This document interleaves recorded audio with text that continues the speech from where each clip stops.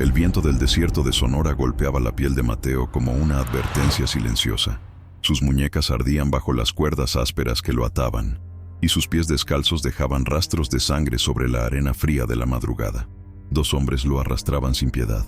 El capataz Rodrigo, un mestizo de mirada cruel que disfrutaba cada golpe que daba, y don Sebastián Urquijo, el hijo del patrón, un joven de 22 años cuya sonrisa torcida revelaba más sadismo que nobleza.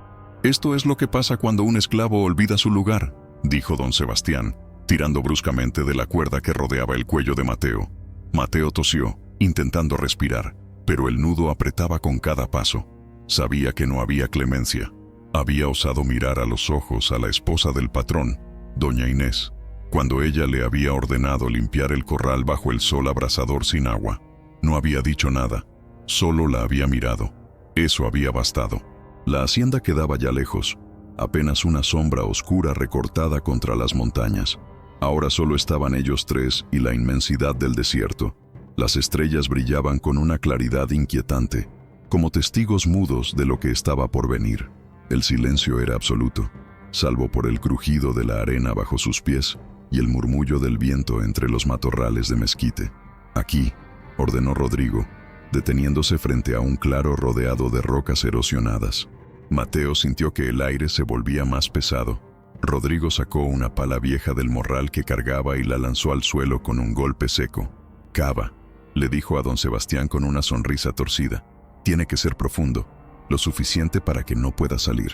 Don Sebastián tomó la pala y comenzó a cavar. La arena se removía fácilmente al principio, pero pronto encontró tierra compacta y piedras afiladas. Mateo observaba desde el suelo, donde lo habían tirado como un bulto. Su corazón latía con violencia, pero su rostro permanecía inmóvil. Había aprendido hacía mucho tiempo que mostrar miedo solo empeoraba las cosas. El hoyo crecía lentamente. Rodrigo encendió un cigarro y se sentó sobre una roca, vigilando el horizonte con una expresión tensa. Miraba constantemente hacia las sombras de las dunas lejanas, como si esperara ver algo moverse entre ellas. «¿Escuchaste eso?», preguntó de repente Rodrigo, entrecerrando los ojos. Don Sebastián se detuvo, con la pala en alto.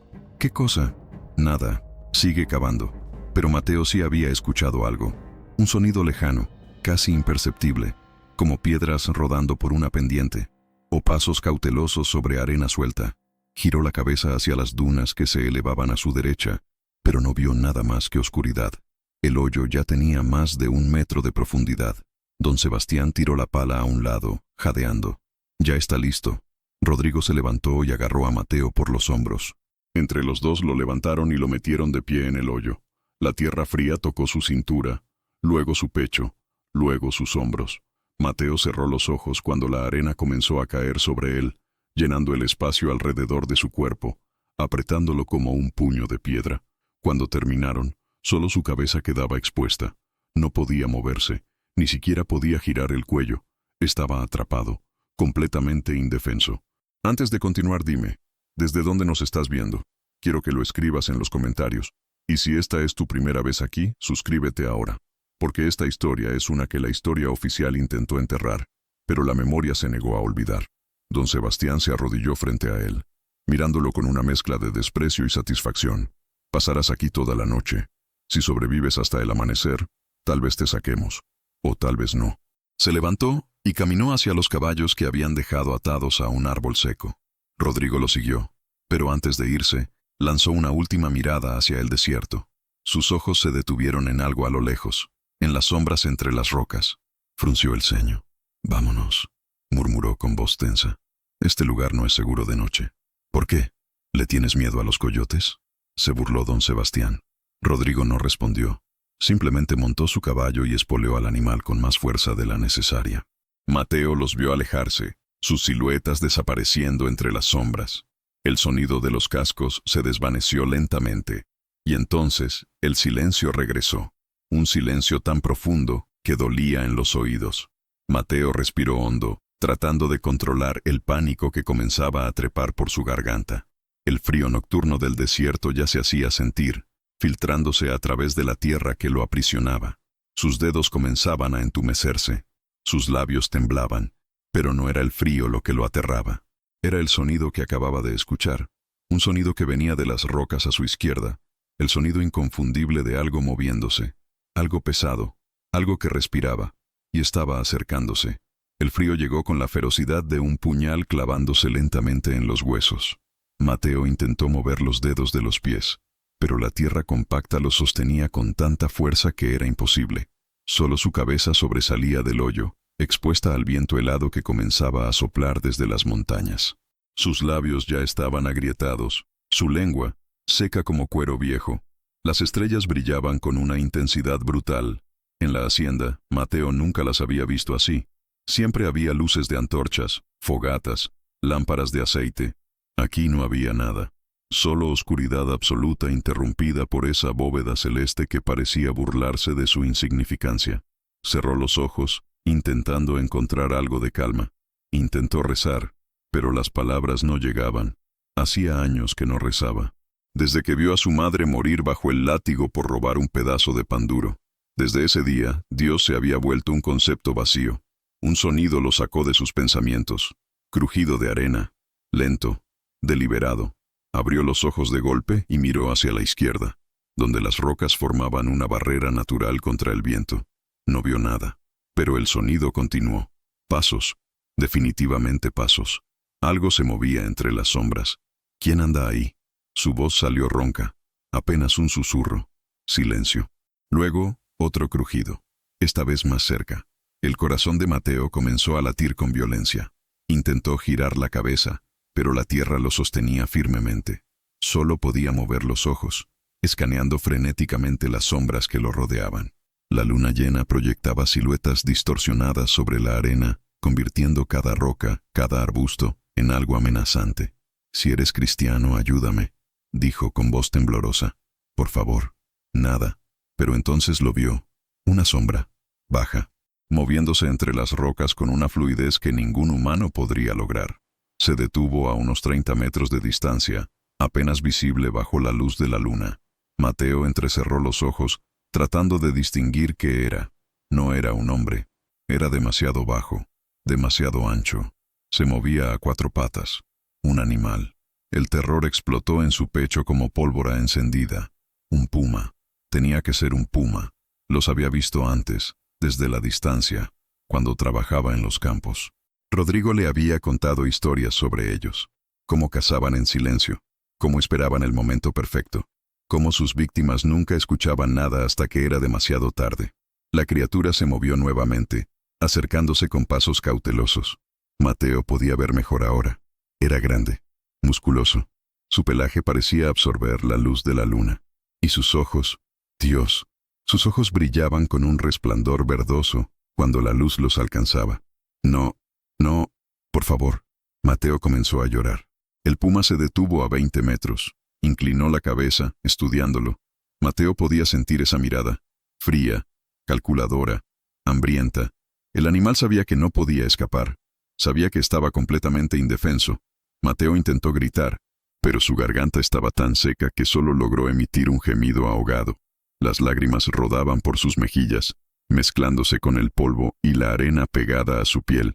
El puma dio otro paso adelante. Mateo cerró los ojos con fuerza, rezando para que fuera rápido, para que el animal simplemente saltara y terminara con todo de una vez. Pero no pasó nada. Cuando abrió los ojos nuevamente, el puma seguía ahí, observándolo, esperando. ¿Por qué no atacaba? Y entonces lo entendió. El animal no tenía prisa. No necesitaba apresurarse. Mateo no iba a ninguna parte. Era presa fácil, presa garantizada. El puma podía tomarse todo el tiempo del mundo. El viento sopló con más fuerza, trayendo consigo un olor que hizo que el estómago de Mateo se retorciera. Olor a sangre, olor a carne podrida. El puma había comido recientemente, pero aparentemente todavía tenía hambre. La criatura se sentó sobre sus patas traseras, lamiendo sus fauces con una lengua rosada y áspera. Mateo podía ver sus dientes ahora, largos, curvos, diseñados para desgarrar. «Dios, Dios mío», susurró Mateo, sintiendo cómo la orina caliente empapaba su ropa bajo la tierra. El puma se puso de pie nuevamente. Dio 3 pasos más. Ahora estaba a menos de 10 metros. Mateo podía escuchar su respiración, profunda, constante. El sonido de un depredador completamente seguro de su presa. Mateo intentó moverse. Intentó con todas sus fuerzas sacar al menos un brazo, una mano, algo. Pero la tierra no cedía. Era como estar fundido en cemento. Solo su cabeza quedaba expuesta. Solo su rostro. Solo su cuello. El puma se agachó lentamente, preparándose. Y entonces saltó. Mateo gritó. Gritó con cada átomo de aire que quedaba en sus pulmones. Gritó sabiendo que nadie lo escucharía. Gritó sabiendo que moriría aquí, enterrado hasta el cuello, destrozado por un animal que ni siquiera sabía su nombre. El grito resonó entre las dunas, viajó por el viento nocturno y se perdió en la inmensidad del desierto de Sonora. Y en la hacienda Urquijo, a kilómetros de distancia, 2 hombres despertaron con el corazón desbocado. El grito de Mateo desgarró el silencio del desierto como un cuchillo rasgando tela. No fue un grito humano común. Fue algo primitivo, nacido del terror más puro. Un sonido que solo un hombre enfrentando su muerte puede producir. Resonó entre las dunas, rebotó contra las rocas distantes y viajó por el viento nocturno hasta llegar a los muros de adobe de la hacienda Urquijo. Don Sebastián se incorporó en su cama con el corazón desbocado. El sudor frío empapaba su camisa de dormir. Miró hacia la ventana, donde la luna llena proyectaba sombras inquietantes sobre las cortinas. El grito había sido tan fuerte, tan lleno de agonía, que por un momento creyó que alguien estaba siendo asesinado dentro de su propia casa. ¿Qué demonios fue eso?, murmuró, llevándose una mano temblorosa al pecho. En el cuarto contiguo, Rodrigo también se había despertado. Se levantó de golpe, agarrando el machete que siempre mantenía junto a su cama. Su respiración era agitada. Conocía ese tipo de grito. Lo había escuchado antes, cuando era más joven y trabajaba en las minas del norte. Un hombre había quedado atrapado bajo un derrumbe. Sus gritos habían sonado exactamente así. Desesperación absoluta. Salió descalzo de su cuarto y caminó por el pasillo oscuro hasta la puerta de don Sebastián. Tocó con fuerza. «¡Don Sebastián! ¡Despierta!». La puerta se abrió de golpe. Don Sebastián estaba pálido con los ojos muy abiertos. «Lo escuchaste, ¿verdad? Ese grito vino del desierto», dijo Rodrigo, y su voz temblaba ligeramente. «Tenemos que ir. Ahora. ¿Estás loco? Es medianoche. Ese maldito esclavo puede esperar hasta el amanecer». Rodrigo lo agarró del brazo con fuerza, clavándole los dedos. Ese grito no fue de alguien sufriendo el frío. Fue de alguien enfrentando algo peor. Mucho peor. Y si no vamos ahora, no habrá nada que recuperar al amanecer. Don Sebastián se soltó bruscamente, pero algo en la mirada de Rodrigo lo detuvo. Había preocupación genuina en esos ojos. Y también culpa. Una culpa que don Sebastián reconoció porque él mismo la sentía creciendo en su pecho como una planta venenosa. «¿Qué crees que lo atacó?», preguntó don Sebastián, sintiendo cómo su propia voz se volvía más pequeña. «Pumas, coyotes, tal vez algo peor. Hay hombres en estas tierras, fugitivos de la justicia, que no dudarían en torturar a un esclavo indefenso solo por diversión». Don Sebastián tragó saliva. No había pensado en eso. 10 minutos después, ambos montaban sus caballos con antorchas encendidas. Don Sebastián llevaba su rifle cargado, aunque sus manos temblaban tanto que casi dejó caer las balas al intentar meterlas en el cañón. Rodrigo iba adelante, con el machete en una mano y la antorcha en la otra, sus ojos escaneando constantemente las sombras. El camino al desierto nunca les había parecido tan largo. Cada crujido de ramas, cada susurro del viento, cada sombra que danzaba bajo la luz de las antorchas hacía que sus caballos relincharan nerviosos. Los animales lo sentían. Sabían que algo no estaba bien. «Rodrigo», llamó don Sebastián, su voz apenas audible sobre el galope. «Mi padre, ¿alguna vez hizo esto? Enterrar esclavos en el desierto de noche». Rodrigo apretó las riendas con fuerza. «Tu padre era más inteligente. Los castigos siempre eran de día, siempre con vigilancia. Nunca dejaba a nadie solo en el desierto después del atardecer. ¿Por qué? Porque sabía que no somos los únicos depredadores en estas tierras». Llegaron al claro donde habían dejado a Mateo. Las antorchas iluminaron el hoyo de inmediato, pero algo estaba terriblemente mal. La tierra alrededor del hoyo estaba removida, como si algo hubiera estado cavando frenéticamente. Había marcas de garras profundas en la arena, arrastres que formaban círculos alrededor del lugar donde habían enterrado a Mateo. Y en el aire flotaba un olor que hizo que ambos hombres se cubrieran la nariz instintivamente. Olor a sangre fresca, olor a miedo. «¡Mateo!», Gritó don Sebastián, desmontando de su caballo. No hubo respuesta. Se acercó corriendo al hoyo, levantando la antorcha. Lo que vio lo hizo retroceder tambaleándose, casi dejando caer la luz. Mateo seguía enterrado hasta el cuello, pero su rostro era una máscara de terror congelado. Tenía los ojos abiertos de par en par, fijos en algo que ya no estaba ahí. Su boca estaba abierta en un grito silencioso, y de sus labios agrietados brotaba un hilo de saliva seca mezclada con sangre. Había marcas de garras en su frente y mejillas, cortes superficiales pero suficientemente profundos para dejar rastros rojos que bajaban por su rostro como lágrimas carmesí. Pero lo peor, lo que hizo que don Sebastián cayera de rodillas sintiendo náuseas, era su cabello. El cabello negro de Mateo se había vuelto completamente blanco, no gris, no canoso, blanco puro, como el de un anciano de 90 años. «Está vivo», dijo Rodrigo con voz hueca, arrodillándose junto al hoyo. «¿Cómo puedes...? Está respirando». Pero su mente... Rodrigo pasó una mano frente a los ojos de Mateo. No hubo reacción. Su mente ya no está aquí. Rodrigo comenzó a cavar frenéticamente con las manos, apartando la tierra compacta. Don Sebastián se unió a él, aunque cada segundo que pasaba sentía que algo los observaba desde las sombras. Algo que esperaba. Algo que había terminado con Mateo, pero que tal vez no había terminado con ellos. Cuando finalmente lograron sacar a Mateo del hoyo, su cuerpo cayó como un muñeco roto. No opuso resistencia. No dijo nada. Solo miraba al vacío con esos ojos muertos, mientras un gemido bajo y constante salía de su garganta. Un sonido que no era humano. Era el sonido de alguien que había visto algo que ningún hombre debería ver. «Tenemos que irnos», dijo Rodrigo cargando a Mateo sobre su hombro. Ahora, don Sebastián agarró las antorchas y corrió hacia los caballos. Pero antes de montar, escuchó algo que hizo que su sangre se congelara, un gruñido. Bajo, profundo. Venía de las rocas a su izquierda. Rodrigo también lo escuchó. Giró rápidamente, levantando la antorcha. La luz iluminó dos ojos brillantes, verdosos, que los observaban desde la oscuridad. Luego otros dos, y otros dos más. No era un puma, eran tres. «Monta», susurró Rodrigo sin apartar la vista de los animales. «Monta ahora o no saldremos vivos». Don Sebastián montó con una velocidad nacida del terror puro. Rodrigo lanzó a Mateo sobre su propio caballo y montó detrás de él, sosteniendo el cuerpo inerte con un brazo mientras con el otro blandía la antorcha hacia los pumas. Los animales comenzaron a moverse, saliendo lentamente de las sombras. Eran enormes. El más grande debía pesar más de 80 kilos. Su pelaje manchado brillaba bajo la luz de la luna. Y sus ojos no mostraban miedo, solo hambre. Rodrigo espoleó su caballo con fuerza. Los animales salieron al galope, levantando nubes de arena. Don Sebastián los siguió, mirando hacia atrás una sola vez. Los pumas los perseguían. No con la velocidad de una cacería desesperada, sino con la confianza de depredadores que conocen su territorio. Corrían entre las sombras, apareciendo y desapareciendo, sus ojos brillando cada vez que la luz de las antorchas los alcanzaba. «¡Más rápido!», gritó Rodrigo.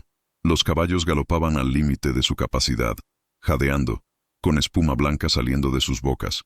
Pero los pumas seguían ahí, acercándose, esperando el momento perfecto para saltar. Y entonces, tan repentinamente como habían aparecido, se detuvieron. Los tres pumas se quedaron inmóviles en medio del desierto, observando cómo los hombres se alejaban, y luego, lentamente, dieron media vuelta y desaparecieron entre las dunas. Habían llegado al límite de su territorio. Tal vez simplemente habían decidido que ya habían conseguido lo que querían. La hacienda Urquijo despertó con el estruendo de los caballos entrando al galope por el patio principal. Los perros ladraban enloquecidos, las gallinas se dispersaban entre nubes de polvo, y los esclavos que dormían en las barracas se asomaron con miedo a las ventanas. Algo había salido terriblemente mal.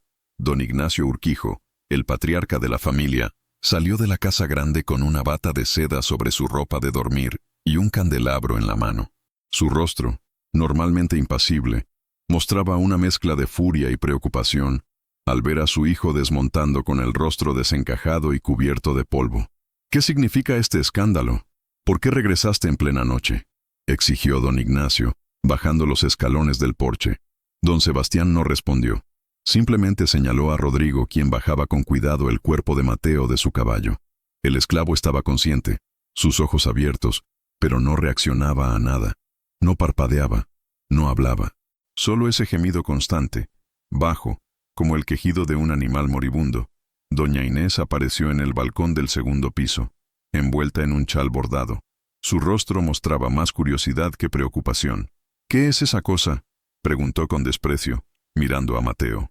«¿Por qué trajeron de vuelta a ese esclavo? ¿No era ese el castigo? ¿Dejarlo ahí hasta que aprendiera?». «Cállate, mujer», ordenó don Ignacio con dureza, sin siquiera mirarla. Doña Inés cerró la boca inmediatamente, retrocediendo hacia las sombras del balcón.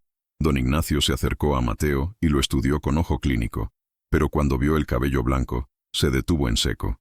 Sus dedos se crisparon alrededor del candelabro. «¿Qué demonios le pasó?». «Fue atacado», dijo Rodrigo, dejando a Mateo en el suelo con cuidado. «Por pumas. 3 de ellos. Lo encontramos así». «¿Pumas?». Don Ignacio frunció el ceño. «¿Y no lo mataron?». «No llegaron a matarlo, solo jugaron con él». Don Ignacio se arrodilló frente a Mateo y pasó una mano frente a sus ojos. No hubo reacción. Luego vio las marcas de garras en su rostro, los cortes superficiales que habían sangrado pero que no eran profundos. No eran heridas mortales, eran heridas de advertencia, heridas de un depredador que estaba probando a su presa, decidiendo si valía la pena el esfuerzo. «Dios santo», murmuró don Ignacio santiguándose. «El animal lo torturó. Los pumas no torturan», dijo don Sebastián con voz temblorosa. «Matan rápido. Eso es lo que siempre nos dijiste. Cuando tienen hambre, sí», respondió don Ignacio poniéndose de pie. «Pero cuando están bien alimentados, cuando tienen tiempo, a veces juegan con sus presas, como los gatos con los ratones». Rodrigo asintió lentamente. Lo rodearon. Escuchamos los gruñidos. Eran al menos 3. Estuvieron ahí toda la noche, acercándose, alejándose, acechándolo, y él no podía hacer nada más que esperar. Don Ignacio miró a su hijo con ojos fríos. «Esto es culpa tuya. Te dije que los castigos en el desierto se hacen de día, siempre de día, y siempre con vigilancia. Pero padre, tú dijiste que... Dije que lo castigaras, no que lo mataras. Hay una diferencia». Don Sebastián bajó la mirada, sintiéndose como un niño regañado. Pero la culpa que sentía era real. Había visto el terror en los ojos de Mateo. Había visto cómo su cabello se había vuelto blanco del puro miedo. Ningún hombre merecía eso, ni siquiera un esclavo. «Llévenlo a la bodega», ordenó don Ignacio. «Que nadie lo vea, y llamen al curandero. Si podemos salvarlo, lo haremos. Si no», hizo una pausa, «si no, lo enterramos discretamente y nadie sabrá nada». 2 esclavos se acercaron con cautela y agarraron a Mateo de los brazos. Lo arrastraron hacia la bodega que quedaba detrás de la cocina. Mateo no opuso resistencia. Ni siquiera parecía darse cuenta de que lo movían. Solo ese gemido, constante, interminable. Un sonido que se metía en los huesos y no salía. En el estudio privado de don Ignacio, iluminado apenas por una lámpara de aceite, el patriarca sirvió 2 vasos de aguardiente con manos que temblaban ligeramente. Le pasó uno a Rodrigo, quien lo vació de un solo trago. Don Sebastián rechazó el suyo con un gesto de la mano. «¿Qué le decimos a la gente?», preguntó don Sebastián, mirando por la ventana hacia el patio donde los esclavos comenzaban a despertar para el día de trabajo. «Nada», respondió don Ignacio. «No decimos nada. Si alguien pregunta por Mateo, simplemente decimos que escapó y que estamos buscándolo. Eso es todo. Pero los esclavos van a hablar. Vieron cómo lo trajimos. Vieron su estado. Los esclavos siempre hablan», dijo don Ignacio con frialdad. «Pero mientras trabajen y no causen problemas, sus murmuraciones no importan». Rodrigo se sirvió otro vaso de aguardiente. «Con todo respeto, don Ignacio, creo que esto va a causar problemas. Los esclavos son supersticiosos. Van a pensar que Mateo fue maldecido. Van a tener miedo. Entonces usaremos ese miedo», respondió don Ignacio. «Si tienen miedo de terminar como Mateo, trabajarán más duro y se portarán mejor. El miedo es la herramienta más efectiva que tenemos». Don Sebastián sintió un escalofrío recorrer su columna. A veces su padre asustaba más que cualquier animal del desierto. Afuera, en la bodega húmeda y oscura que olía a madera podrida y especias viejas, Mateo yacía sobre un montón de sacos de yute. Sus ojos seguían abiertos, mirando al techo de vigas carcomidas. El gemido había cesado finalmente, pero lo que quedaba era peor. Un silencio absoluto. Un silencio de alguien que había visto el rostro de la muerte y había sido perdonado solo para vivir con ese recuerdo para siempre. En su mente todavía estaba ahí, enterrado hasta el cuello, sintiendo cómo las garras rozaban su piel, escuchando los gruñidos, viendo esos ojos brillantes acercándose una y otra vez, esperando el mordisco final que nunca llegó, y se preguntaba qué era peor, morir rápido o morir lentamente cada noche en sus pesadillas, reviviendo ese momento una y otra vez hasta que finalmente perdiera la razón por completo. La respuesta llegó 3 días después. Durante 3 días, Mateo no comió, no bebió, no habló. Los esclavos que le llevaban comida a la bodega regresaban con los platos intactos y rostros preocupados. Algunos decían que lo habían escuchado llorar en las noches. Otros juraban haber oído palabras sin sentido, fragmentos de oraciones mezcladas con gemidos. Pero nadie se atrevía a acercarse demasiado. El curandero de la hacienda, un anciano mestizo llamado Esteban que había aprendido medicina tanto de los españoles como de los indios yaquis, fue el único que pasó tiempo real con Mateo. Revisó sus heridas físicas primero. Los cortes en el rostro ya comenzaban a sanar, formando costras oscuras. No había infección. Eso era bueno. Pero las heridas que no podía ver eran las que más preocupaban a Esteban. Su cuerpo está bien, le dijo a don Ignacio en el tercer día, pero su mente está rota. He visto esto antes, en hombres que sobrevivieron a ataques de animales salvajes o que fueron torturados por enemigos. El miedo los devora desde adentro. Algunos se recuperan con tiempo. ¿Otros qué?, preguntó don Ignacio, sirviéndose más aguardiente. Otros nunca regresan. Se quedan atrapados en ese momento de terror para siempre, y eventualmente sus cuerpos simplemente se apagan. Don Ignacio frunció el ceño. ¿Cuánto tiempo tiene? Si no come ni bebe, tal vez una semana más, tal vez menos. Entonces hazlo comer. Usa fuerza si es necesario. Esteban negó con la cabeza lentamente. Con respeto, patrón. No creo que la fuerza funcione. Este hombre necesita una razón para vivir, y ahora mismo no la tiene. Esa noche, algo cambió. Los esclavos que dormían en las barracas cercanas a la bodega despertaron con gritos. No eran gritos de dolor, eran gritos de palabras. Palabras que Mateo gritaba una y otra vez, con una voz que no sonaba como la suya. «Vienen, están aquí, puedo verlos. No me dejen, por favor, no me dejen». Rodrigo fue el primero en llegar, con una antorcha en la mano. Abrió la puerta de la bodega de golpe y encontró a Mateo de pie, temblando violentamente, señalando hacia las sombras en las esquinas del cuarto. «Ahí están. ¿No los ves? Tienen ojos, ojos que brillan». Rodrigo levantó la antorcha, iluminando cada rincón. No había nada, solo sacos de grano, barriles viejos y telarañas. «Mateo, escúchame. No hay nada ahí. Estás a salvo, estás en la hacienda». Pero Mateo no lo escuchaba. Se había encogido en una esquina, cubriéndose la cabeza con las manos, sollozando. «Me están mirando, me están mirando. Van a volver por mí». Rodrigo sintió un nudo en el estómago. Había visto muchas cosas terribles en su vida, pero ver a un hombre completamente quebrado así era diferente. Era ver lo que el miedo puro podía hacerle a un ser humano cuando no había escapatoria. Don Sebastián apareció en la puerta, pálido. «¿Qué le pasa? Está viendo cosas que no existen», respondió Rodrigo. Su mente está atrapada en el desierto. Cree que los pumas todavía están ahí. Don Sebastián se acercó lentamente a Mateo. «Mateo, soy yo, don Sebastián. Los animales se fueron. No van a volver. Estás a salvo». Mateo levantó la mirada. Sus ojos, antes llenos de vida, ahora eran pozos vacíos. Y cuando habló, su voz era apenas un susurro quebrado. «Nunca estoy a salvo. Ellos siempre están ahí, esperando, observando. Y cuando cierro los ojos, estoy de vuelta, enterrado. Y esta vez no me van a soltar». Don Sebastián retrocedió, sintiendo cómo el peso de la culpa lo aplastaba. Esto era su culpa. Él había insistido en dejarlo ahí de noche. Él había ignorado las advertencias de Rodrigo. Él había condenado a este hombre a un infierno viviente.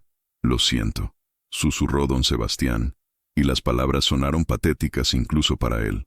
«Lo siento mucho». Mateo no respondió. Simplemente volvió a encogerse en su esquina, meciéndose de adelante hacia atrás, tarareando una canción de cuna que su madre solía cantarle cuando era niño. Al día siguiente, don Ignacio tomó una decisión. «No podemos quedarnos con él», le dijo a Rodrigo y a don Sebastián en su estudio. «Es una responsabilidad. Un recordatorio viviente de nuestro error, y los otros esclavos están comenzando a asustarse. Dicen que está poseído, que trae mala suerte. ¿Qué propones?, preguntó don Sebastián, temiendo la respuesta. Lo venderemos. Hay un hombre en Hermosillo que compra esclavos dañados. Los usa para trabajos que no requieren mucho pensamiento. Moler maíz, cargar agua, cosas así. Nos dará algo por él. No mucho, pero algo. Eso es... Don Sebastián comenzó a protestar, pero su padre lo interrumpió con una mirada fría. Eso es lo que tiene que pasar. Y si te sientes culpable, bien.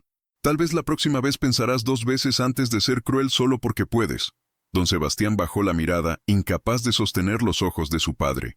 2 días después, un comerciante de esclavos llegó en una carreta tirada por mulas. Era un hombre corpulento con barba gris y una sonrisa que no llegaba a sus ojos. Examinó a Mateo como quien examina ganado, levantando sus brazos, mirando sus dientes, palpando sus músculos atrofiados. «Está muy delgado», dijo. «¿Y ese cabello blanco? ¿Qué le pasó?» «Accidente en el campo», mintió don Ignacio. «Pero todavía puede trabajar. Solo necesita comida y tiempo». El comerciante no parecía convencido, pero finalmente sacó una bolsa con monedas. «Te doy la mitad de lo que vale un esclavo normal. Es mi última oferta». Don Ignacio aceptó. El trato estaba hecho. Subieron a Mateo a la parte trasera de la carreta, donde otros 3 esclavos ya estaban encadenados. Mateo no resistió. No dijo nada. Solo miraba al vacío con esos ojos muertos mientras la carreta comenzaba a moverse. Don Sebastián observó desde el porche cómo la carreta desaparecía por el camino polvoriento. Sintió algo retorcerse en su pecho. No era lástima. Era algo peor. Era la certeza de que había destruido a un hombre por nada más que orgullo. Y esa certeza lo perseguiría por el resto de su vida. El viaje a Hermosillo duró 4 días bajo un sol implacable. Mateo viajaba en la parte trasera de la carreta, encadenado junto a otros 3 esclavos. Una mujer joven con marcas de látigo en la espalda, un hombre viejo con una pierna coja y un niño de no más de 12 años que lloraba constantemente llamando a su madre. Mateo no lloraba, no hablaba, apenas registraba su entorno. En su mente, seguía enterrado en ese hoyo del desierto, sintiendo la arena compacta aprisionando su cuerpo, escuchando los gruñidos de los pumas acercándose en la oscuridad. El comerciante, cuyo nombre era don Baltasar Medina, los alimentaba una vez al día con tortillas duras y agua turbia. No era generoso, pero tampoco innecesariamente cruel. Para él, los esclavos eran mercancía. Mantenerlos vivos era simplemente buena práctica de negocios. En la segunda noche del viaje, mientras acampaban bajo las estrellas, la mujer joven se acercó a Mateo. Su nombre era Luz, y tenía ojos amables a pesar de todo el dolor que claramente había sufrido. «¿Cómo te llamas?», preguntó suavemente. Mateo no respondió. Seguía mirando las estrellas con esa expresión vacía que ya se había vuelto permanente. «Está roto», dijo el hombre viejo, cuyo nombre era Tomás. «He visto eso antes. Algunos hombres simplemente no pueden soportar el peso de lo que les han hecho». «Todos estamos rotos», respondió Luz, «pero algunos de nosotros todavía recordamos cómo respirar». Esa noche, Mateo despertó gritando. Los otros esclavos se sobresaltaron, y don Baltasar salió de su tienda con un látigo en la mano. «Silencio», rugió. «Si vuelves a despertar el campamento, te azoto hasta que no puedas gritar». Pero Mateo no podía controlarlo. Las pesadillas eran tan vívidas, tan reales, que cuando despertaba no sabía si estaba en la carreta o todavía enterrado en el desierto. El sudor frío empapaba su ropa. Su corazón latía tan fuerte que sentía que se le saldría del pecho. Luz se arrastró hasta él y lo abrazó, ignorando las cadenas que los mantenían separados. «Estás aquí», susurró. «No estás ahí. Estás aquí, conmigo. Respira. Solo respira». Por primera vez en días, Mateo pareció registrar la presencia de otra persona. Giró la cabeza lentamente y la miró. Sus ojos seguían vacíos, pero había algo ahí. Un destello pequeño. Un reconocimiento mínimo. «No puedo olvidar», susurró con voz ronca. «Lo intento, pero no puedo. Cada vez que cierro los ojos, estoy de vuelta». «Lo sé», dijo Luz apretando su mano. «Yo también tengo esos recuerdos. Todos los tenemos. Pero no puedes dejar que te devoren. Porque si lo haces, ellos ganan. Los que nos hicieron esto, ganan». Mateo cerró los ojos, y las lágrimas finalmente comenzaron a caer. No había llorado desde esa noche en el desierto. Había estado demasiado conmocionado. demasiado roto para procesar cualquier emoción. Pero ahora, con alguien sosteniéndolo, con alguien recordándole que todavía era humano, las compuertas se abrieron. Lloró por la vida que había perdido, por la dignidad que le habían arrancado, por las noches que nunca volvería a dormir sin terror. Y Luz lo sostuvo mientras lo hacía, sin decir nada más, solo estando ahí. Llegaron a Hermosillo al atardecer del cuarto día. La ciudad era más grande de lo que Mateo había imaginado, con calles empedradas, iglesias con torres altas y mercados bulliciosos. Pero también había algo oscuro en ella, algo que se sentía en el aire.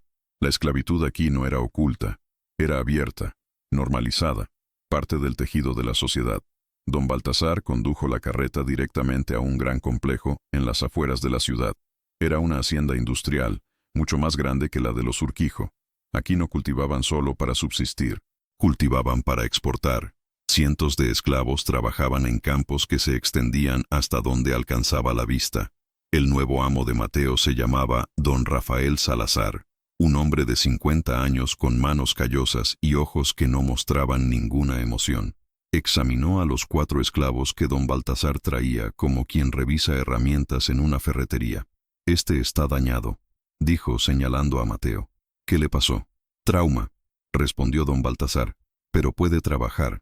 Solo necesita tareas simples». Don Rafael asintió lentamente. «Lo pondré en el molino. No necesita pensar mucho ahí. Solo empujar la rueda». Y así, la nueva vida de Mateo comenzó. Cada mañana antes del amanecer, lo llevaban al molino junto con otros 20 esclavos. Su trabajo era simple pero agotador. Empujar una enorme rueda de piedra que molía maíz durante 12 horas al día. No requería habilidad, no requería pensamiento, solo fuerza bruta y resistencia. Al principio, Mateo no podía completar las jornadas. Su cuerpo, debilitado por días sin comer y noches sin dormir, simplemente no tenía la fuerza. Caía de rodillas después de unas pocas horas, y el capataz lo azotaba hasta que se levantaba nuevamente. Pero lentamente, algo comenzó a cambiar. No era recuperación, no era sanación, era algo más mecánico. Su cuerpo comenzó a moverse por instinto, como una máquina que había encontrado su ritmo. Empujar, descansar, empujar, descansar, una y otra vez, hasta que los días se difuminaban en una sola experiencia continua de dolor físico, que extrañamente ahogaba el dolor mental. Luz trabajaba en la cocina de la hacienda. Los veía brevemente durante las comidas, y siempre trataba de darle una mirada alentadora, una sonrisa pequeña que le recordaba que no estaba completamente solo. Una noche, 3 semanas después de llegar, Luz logró escabullirse hasta donde Mateo dormía en las barracas abarrotadas. Lo encontró despierto, mirando el techo de paja, con los ojos rojos de cansancio pero incapaz de dormir. «¿Todavía las ves?», preguntó Luz en voz baja. «¿Las pesadillas?». Mateo asintió lentamente. «Todas las noches. Pero ahora estoy tan cansado que a veces me desmayo antes de que puedan empezar. El trabajo me está salvando». «Suena estúpido». «No suena estúpido», dijo Luz. «A veces, el dolor del cuerpo es más fácil de soportar que el dolor del alma». Mateo la miró, realmente la miró, por primera vez desde el desierto. «¿Por qué eres amable conmigo? No me conoces. No me debes nada». Luz sonrió tristemente. «Porque todos necesitamos a alguien que nos recuerde que seguimos siendo humanos. Incluso aquí. Especialmente aquí». Y en ese momento algo cambió en Mateo. No fue una sanación completa. No fue un regreso milagroso a quien había sido antes. Pero fue un primer paso. Un reconocimiento de que tal vez, solo tal vez, podría encontrar una razón para seguir viviendo. Aunque esa razón fuera simplemente sobrevivir un día más. Los meses pasaron lentamente en la hacienda Salazar. Mateo se convirtió en parte del paisaje, un fantasma de cabellos blancos que empujaba la rueda del molino, día tras día sin quejarse, sin hablar, sin existir realmente más allá de su función. Los otros esclavos lo miraban con una mezcla de lástima y miedo. Sabían que algo terrible le había pasado, y esa historia no dicha se convirtió en una advertencia silenciosa. Esto es lo que te espera si desafías a los amos. Pero las historias tienen vida propia, y la historia de Mateo, aunque él nunca la contó, comenzó a esparcirse de todas formas. Empezó con Luz. Ella le había preguntado varias veces qué le había pasado exactamente, y aunque Mateo nunca daba detalles completos, los fragmentos que soltaba en sus momentos más vulnerables fueron suficientes. Un castigo en el desierto. Enterrado hasta el cuello. Animales salvajes. Terror inimaginable. Luz no tenía intención de esparcir la historia, pero una noche, mientras trabajaba en la cocina con otras mujeres esclavas, alguien preguntó por el hombre de cabello blanco. ¿Qué le pasó? ¿Nació así? Luz negó con la cabeza. Le pasó en una sola noche. Lo castigaron de una forma que ningún hombre debería soportar. Las mujeres se acercaron, con los ojos brillantes de curiosidad mórbida. ¿Qué le hicieron? Y Luz, contra su mejor juicio, contó lo poco que sabía. La historia creció con cada repetición. Para cuando llegó a las barracas de los hombres, ya no era solo un castigo cruel, era una leyenda de terror. Algunos decían que lo habían dejado en un cementerio indio maldito. Otros juraban que había sido atacado por algo sobrenatural. Cada versión era más elaborada que la anterior. Y finalmente, la historia llegó a oídos de don Rafael Salazar. El patrón llamó a su capataz principal, un hombre brutal llamado Vicente que disfrutaba su trabajo un poco demasiado. ¿Es cierto lo que dicen los esclavos? ¿Que el hombre de cabello blanco fue enterrado vivo como castigo? Vicente asintió. Eso es lo que escuché, patrón. Aparentemente venía de la hacienda Urquijo en Sonora. Don Rafael se reclinó en su silla, pensativo. Los Urquijo. Conozco a don Ignacio. Un hombre duro pero justo, o eso pensaba. Esto suena excesivo, incluso para él. Tal vez fue el hijo, sugirió Vicente. He escuchado que don Sebastián tiene un temperamento cruel cuando bebe. Don Rafael no dijo nada por un momento. Luego se levantó y caminó hacia la ventana que daba a los campos. Esto va a causar problemas. Los esclavos están inquietos. Tienen miedo. Y el miedo puede convertirse en dos cosas: sumisión o rebelión. Necesito saber cuál será. ¿Quiere que investigue? No. Quiero que traigas al hombre de cabello blanco. Quiero escuchar su historia directamente de él. Vicente frunció el ceño. Patrón, con respeto, ese hombre apenas habla. Su mente está rota. Entonces arréglala. Temporalmente. Usa lo que sea necesario. Esa tarde, Vicente llevó a Mateo al estudio de don Rafael. Mateo caminó como sonámbulo. Sus ojos fijos en el suelo, sus manos temblando ligeramente. No había estado en un cuarto así desde que dejó la hacienda Urquijo. Los muebles finos, las alfombras tejidas, el olor a tabaco y aguardiente. Todo le recordaba a ese mundo de poder y crueldad del que nunca podría escapar. Don Rafael lo estudió en silencio durante un largo momento. Finalmente habló. Siéntate. Mateo vaciló. Luego se sentó torpemente en el borde de una silla. Mantenía la cabeza baja, esperando el golpe que siempre venía eventualmente. Mírame, ordenó don Rafael. Mateo levantó la mirada lentamente. Sus ojos, antes llenos de vida, ahora eran pozos vacíos. Pero había algo ahí, algo que don Rafael reconoció. Miedo. Miedo permanente, grabado tan profundamente que se había vuelto parte de su ser. Dime qué te pasó, la verdad. No las historias que los otros esclavos están contando. La verdad. Mateo no habló de inmediato. Su garganta estaba seca, las palabras se atascaban. Pero finalmente, con una voz apenas audible, comenzó. Me enterraron, en el desierto, hasta el cuello. Me dejaron ahí toda la noche. ¿Por qué?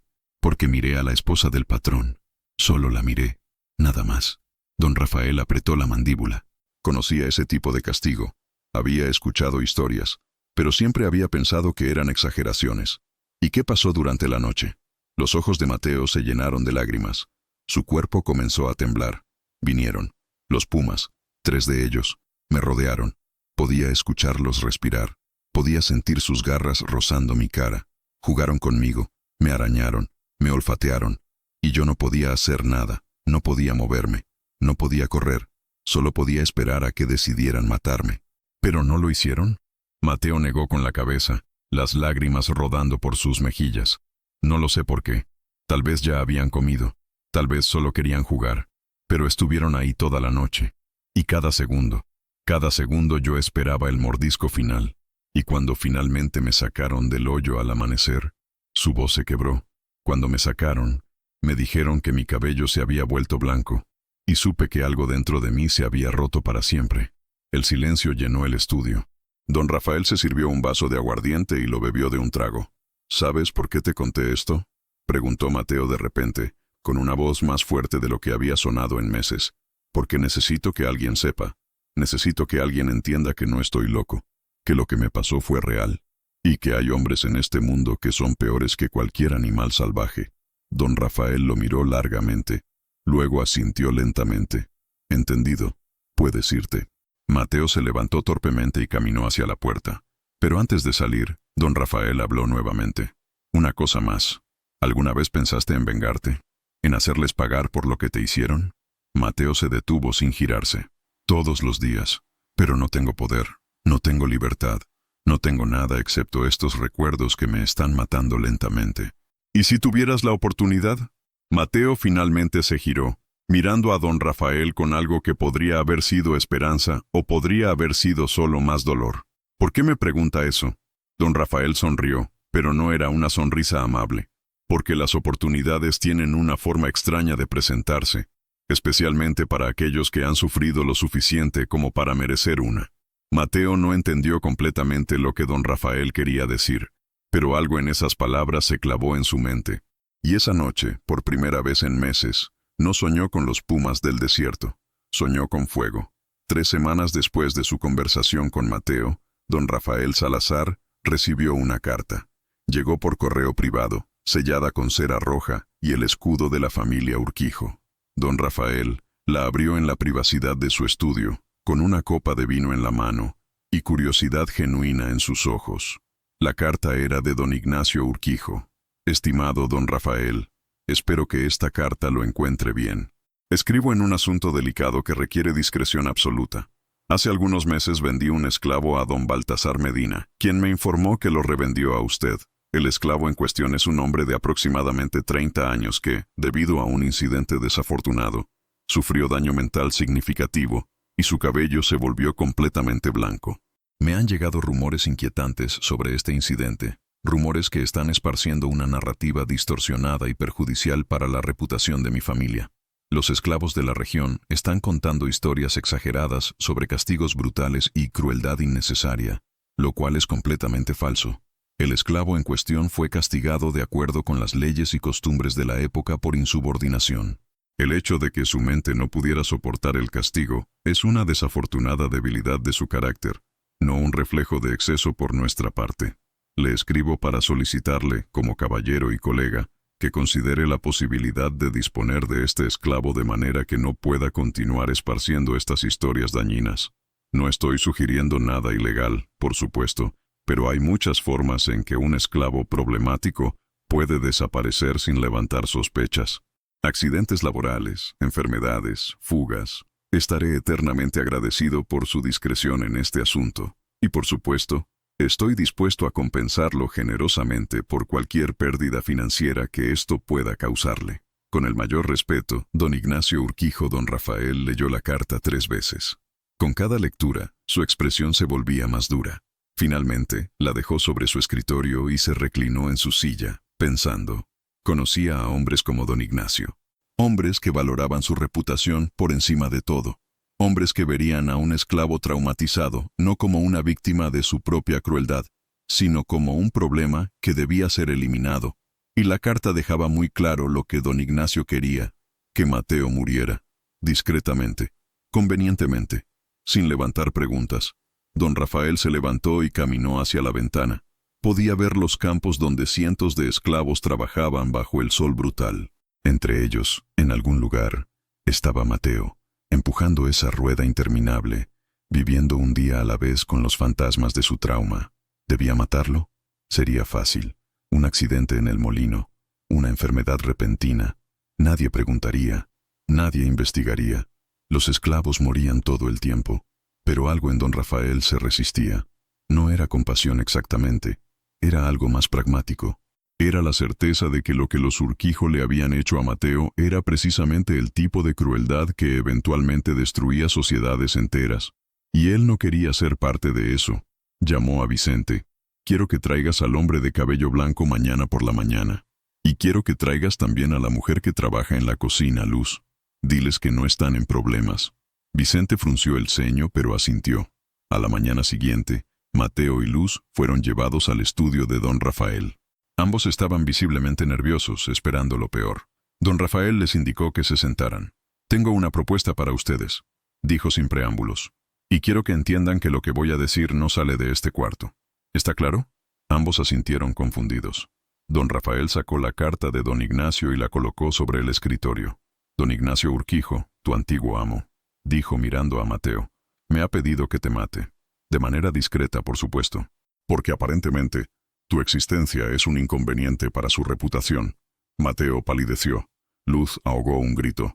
Pero no voy a hacerlo, continuó don Rafael. No porque sea un hombre particularmente bondadoso, sino porque creo que don Ignacio y su hijo son exactamente el tipo de hombres que están destruyendo lo poco de humanidad que nos queda. Se levantó y caminó alrededor del escritorio, mirándolos directamente. Aquí está mi propuesta. Les voy a dar su libertad. A ambos. Les daré papeles falsos, algo de dinero, y los ayudaré a llegar a la frontera con los Estados Unidos. Desde ahí, están solos. Mateo y Luz se miraron, incrédulos. ¿Por qué?, preguntó Mateo con voz temblorosa. ¿Por qué haría eso? Don Rafael sonrió amargamente. Porque si respondo a esa carta haciendo lo que don Ignacio quiere, me convierto en cómplice de su crueldad. Y si lo hago una vez, lo haré de nuevo. Y eventualmente me convertiré en el tipo de hombre que soy capaz de despreciar. Se sentó nuevamente en su silla. Pero hay una condición. Cuando estén libres, cuando estén a salvo, quiero que cuenten su historia. La verdadera historia. No la versión distorsionada que los esclavos están contando, sino los hechos exactos. Quiero que el mundo sepa qué tipo de hombre es don Ignacio Urquijo.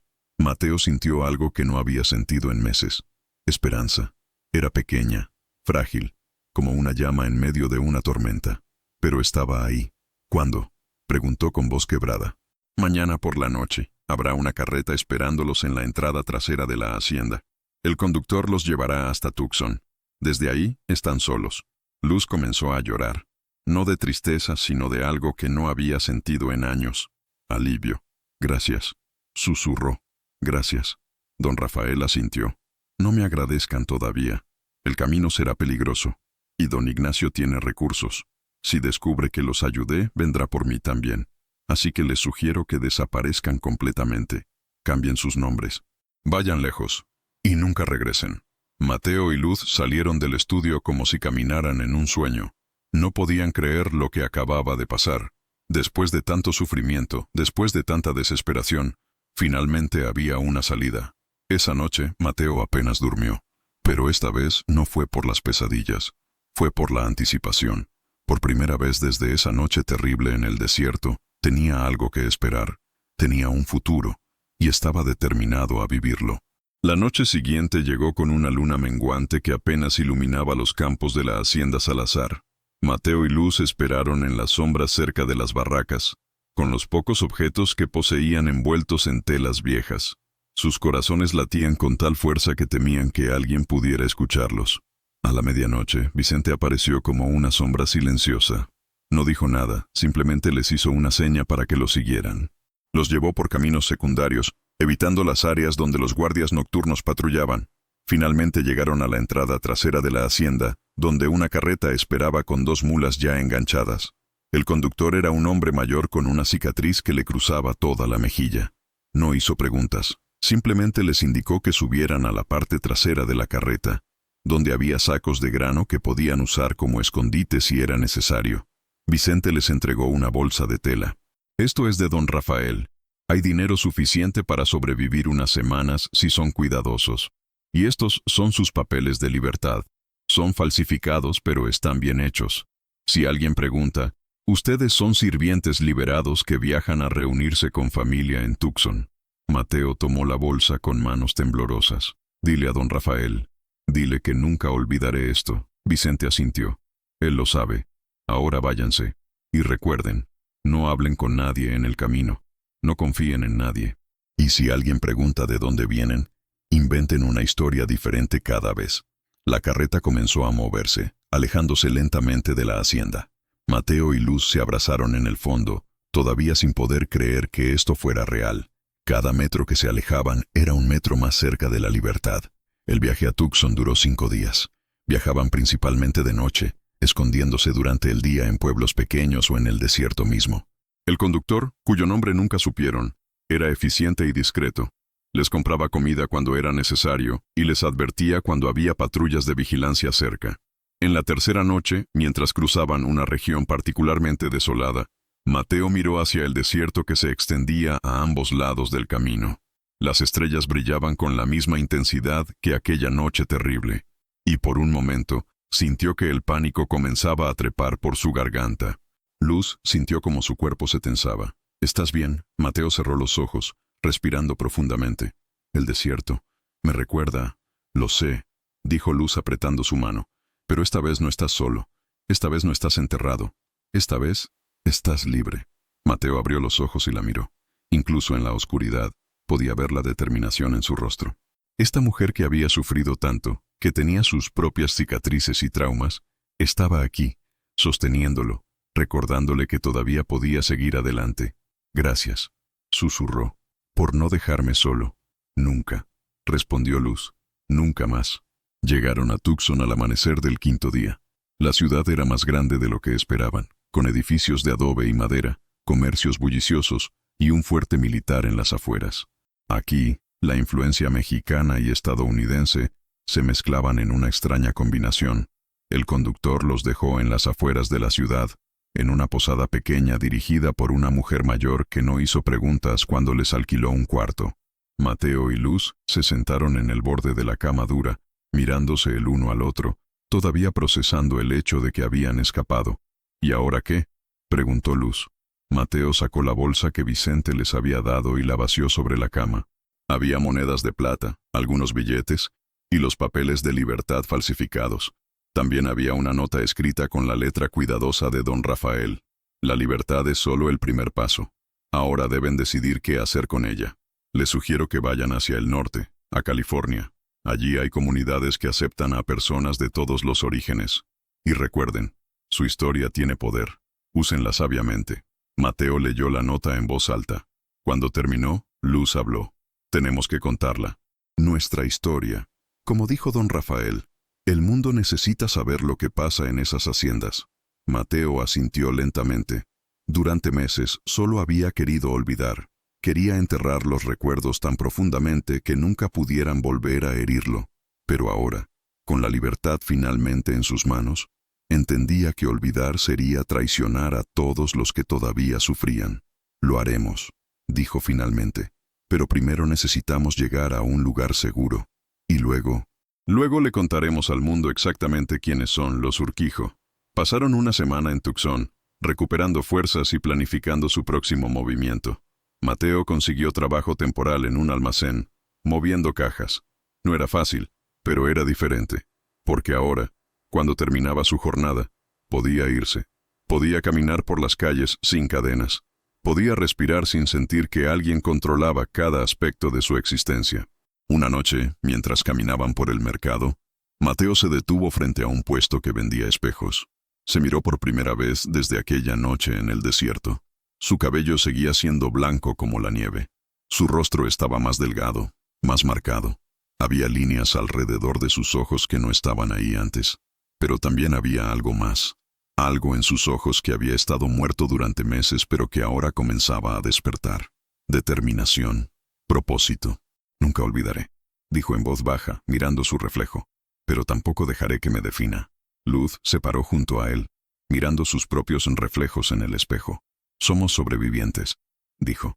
«Y eso es más poderoso que cualquier cosa que nos hayan hecho». Al día siguiente, compraron 2 pasajes en una diligencia que iba hacia California. El viaje sería largo y peligroso, pero estaban listos. Habían sobrevivido lo peor. Podían sobrevivir cualquier cosa. Mientras la diligencia salía de Tucson, Mateo miró hacia atrás una última vez. Hacia el sur, hacia Sonora, hacia la hacienda Urquijo donde todo había comenzado. Y en ese momento, hizo una promesa silenciosa. Algún día, don Sebastián Urquijo pagaría por lo que había hecho. Tal vez no con su vida, tal vez no con su libertad, pero pagaría con algo mucho más valioso para un hombre como él. Pagaría con su reputación. El amanecer llegó con una luz dorada que parecía bendecir la hacienda Urquijo después de días de terror. Las puertas de la casa grande se abrieron lentamente, y la gente comenzó a salir con cautela, mirando el cuerpo del puma tendido en el centro del patio. La bestia que había aterrorizado sus noches, finalmente estaba muerta. Un aplauso espontáneo estalló entre los trabajadores y esclavos. Algunos lloraban de alivio. Don Ignacio salió al balcón, su rostro mostrando una satisfacción que no había sentido en días. Su hijo había sobrevivido, la amenaza había sido eliminada, su hacienda estaba a salvo. Hoy celebramos, anunció con voz fuerte, ese demonio ha sido derrotado. Doble ración de comida para todos y una bonificación para los tiradores. Rodrigo no compartía el entusiasmo. Mientras los demás celebraban, él seguía examinando el cuerpo del puma. Algo no cuadraba. El animal era viejo. Tenía que tener al menos 15 años, tal vez más. Los pumas de esa edad normalmente no eran tan activos. No cazaban con tanta frecuencia. A menos que... Necesito revisar las rocas, le dijo a don Sebastián, donde arrastraron a Vicente. ¿Por qué? Ya matamos al animal. Solo tengo que asegurarme de algo. Don Sebastián, todavía exhausto pero confiando en el instinto de Rodrigo, asintió. Te acompaño. Llevaron a 3 hombres más con ellos, todos armados. El viaje de regreso a las rocas donde Vicente había muerto fue tenso, aunque el peligro aparentemente había pasado. Siguieron el rastro de sangre seca hasta llegar a una grieta natural en la formación rocosa. Lo que encontraron dentro los dejó helados. No era una simple cueva, era una guarida establecida. Había huesos, docenas de ellos, algunos humanos, otros de animales. Y en el fondo, acurrucados contra la pared, había 3 cachorros de puma, pequeños, de no más de 3 meses, mirándolos con ojos asustados. Dios misericordioso, susurró don Sebastián. Era una madre. Rodrigo se arrodilló lentamente, observando a los cachorros. Todo tenía sentido ahora. El puma no había atacado por hambre. Había atacado para proteger y alimentar a sus crías. Mateo había sido dejado vivo porque la madre escuchó que venían y tuvo que huir. Vicente fue llevado aquí para alimentar a los cachorros. Y los intentos posteriores de entrar a la hacienda. Estaba buscando comida más fácil porque estaba desesperada. ¿Qué hacemos con ellos?, preguntó uno de los hombres, levantando su rifle. Rodrigo lo detuvo. No, son solo crías. Sin su madre, morirán de hambre de todos modos. Podrían crecer y convertirse en amenazas. O podrían dispersarse y nunca volver. Sin la madre para enseñarles a cazar humanos, probablemente se mantendrán alejados.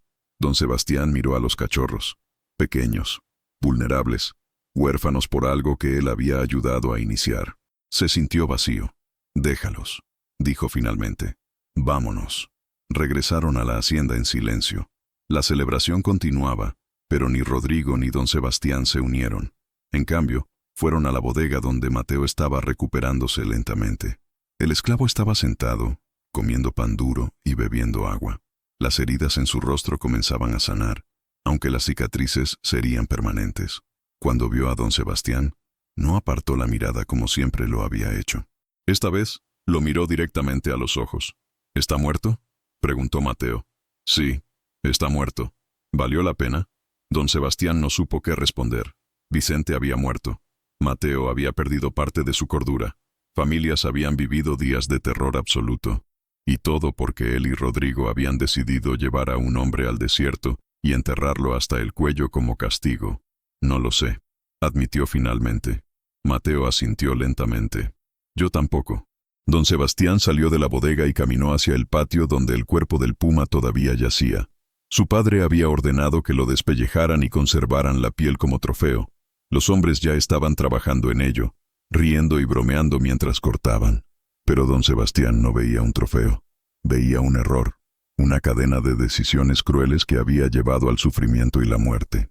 Y por primera vez en su vida, se preguntó si realmente valía la pena mantener el control a través del miedo y la brutalidad. Rodrigo se le acercó, ofreciéndole una botella de aguardiente. Don Sebastián la tomó y bebió largo. ¿Alguna vez se detiene?, preguntó don Sebastián. ¿La violencia? ¿El castigo? ¿La muerte? Rodrigo miró hacia el horizonte, hacia el desierto que se extendía infinitamente. No mientras seamos así.